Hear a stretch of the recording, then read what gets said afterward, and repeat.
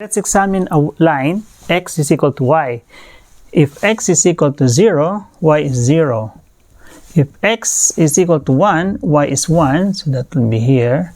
If x is 1.01, y would also be 1.01, this is about here. If x is 1.02, y is 1.02.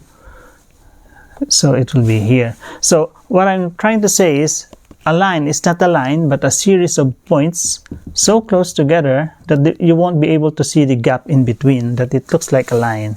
Same as in the circle.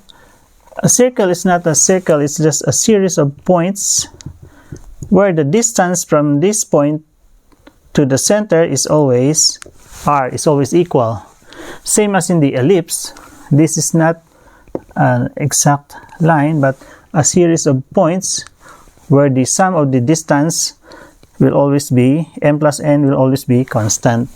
Same as in the parabola, this is the directrix, this is the center. The distance will always be equal. This is just a series of points and not a line.